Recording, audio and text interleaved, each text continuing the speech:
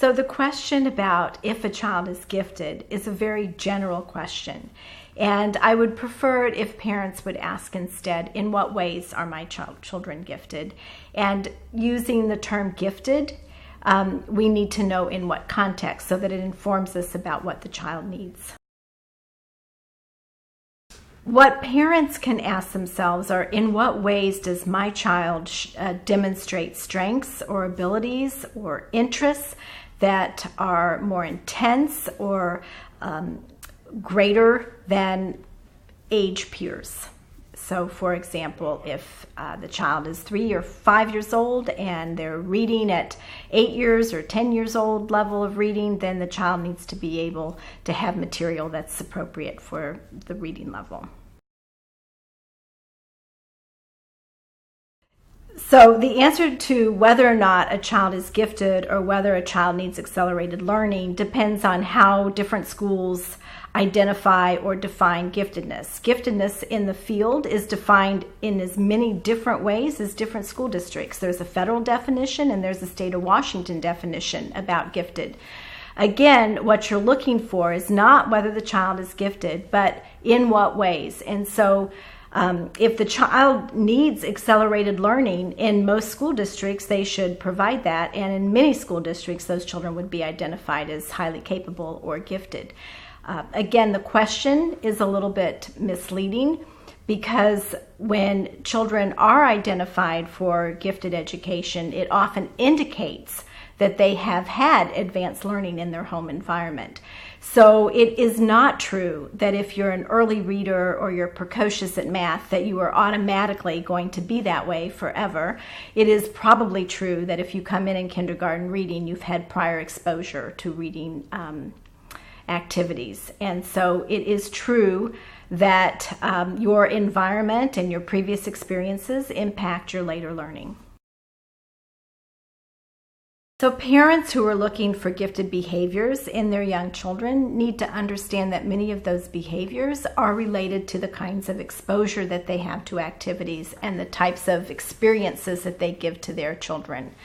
For example, if children come from homes where there's a lot of reading, a lot of trips to the museums, a lot of opportunities to get out into the community, they are gaining experiences that help them connect further learning.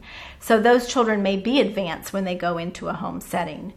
Other children may come to the kindergarten classroom and have a lot of different cultural experiences, but may not know English or may have less income or less ability to go and visit museums or other places where they see other ideas, and they may come to the school experience with limited ability to read and write and participate in literacy activities, and therefore they may not look as gifted.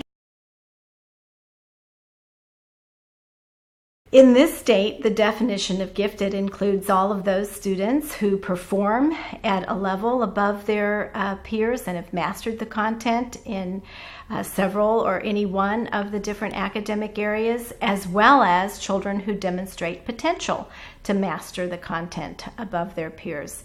So it's complicated to serve the needs of all gifted children because you're including those who are already above and beyond their peers and also those who have potential.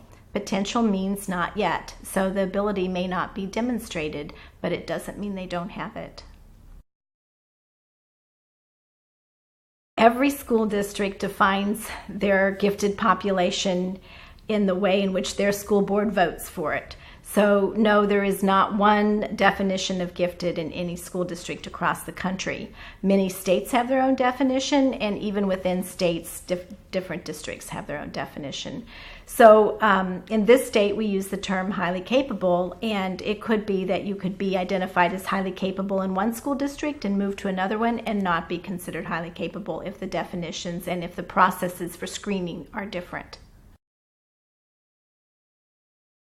All of our skills and abilities change over time, so it makes sense that as we develop our skills, we are more interested in something, we gain more task persistence at doing something, we move from novice to expertise. So many people study giftedness over time and define it by what has been created or what has been contributed. So my answer to does giftedness change over time? I do believe that people develop their strengths and talents over time, and it changes.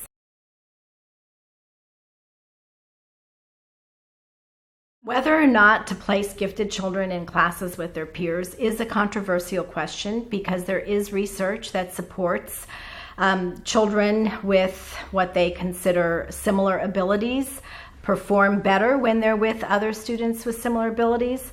But it is controversial because there's no such thing as a homogeneous classroom. So even if you were to put every child with the same IQ in the same class, it does not indicate that they need the same type of learning. Those children may need different math, they may need different science opportunities or different reading opportunities, and teachers would have to differentiate instruction regardless of the group of students that the teacher is addressing. The younger the child is, the more I hope that they are not placed in separate classes, because it's really an issue of learning how to develop social and emotional skills as well as academic skills, and holistically, children need to be part of a community and a group and learn those skills together.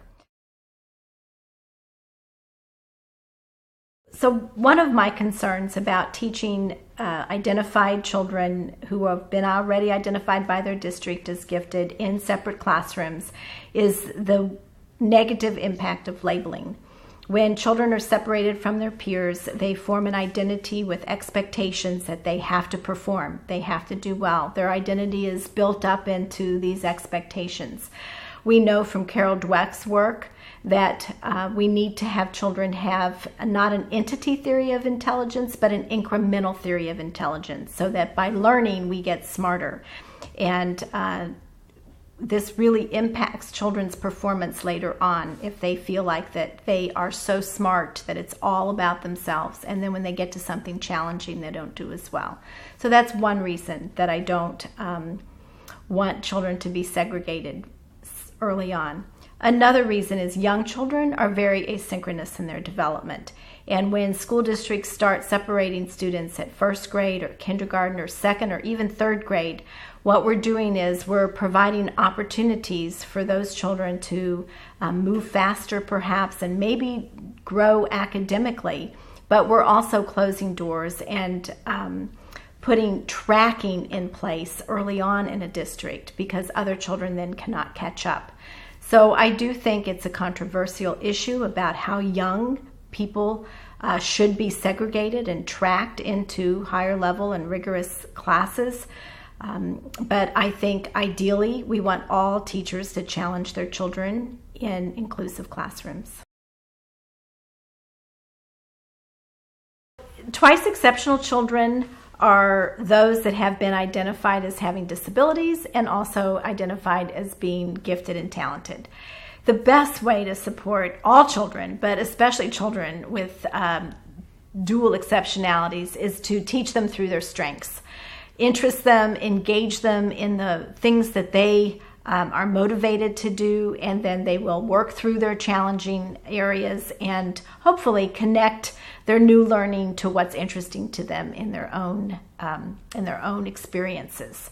So for parents who have kids with reading disabilities, but they're very interested in monsters or, historical events, I would look for books with those kinds of things in them. If they have mathematical disabilities, but they are very interested in baseball, I'd look to, introduce statistics of the baseball players to them. So whatever the disability is, look for ways to tap into a child's interests.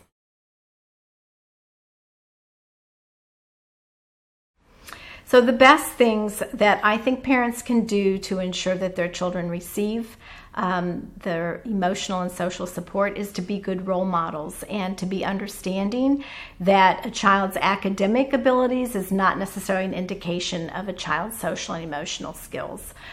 The other thing I think a parent can do is provide opportunities for children to try out friends, experiment, with new relationships, engage in controversy and conflict, and let them develop those pro-social behaviors to get out of those situations, and not parents always doing it for them. I mean, kids need opportunities to negotiate and to experience emotional feelings. So I think the danger is if parents try to prevent kids from having conflict, then they don't get the experience they need to develop the skills that they need to overcome them and grow. The most important question that a parent could ask a teacher to ensure growth and learning is asking the teacher, how are you challenging my child? And can the teacher demonstrate growth over time? Can the teacher show you misconceptions and then learned concepts? Can the teacher show you growth in writing, in reading, in math?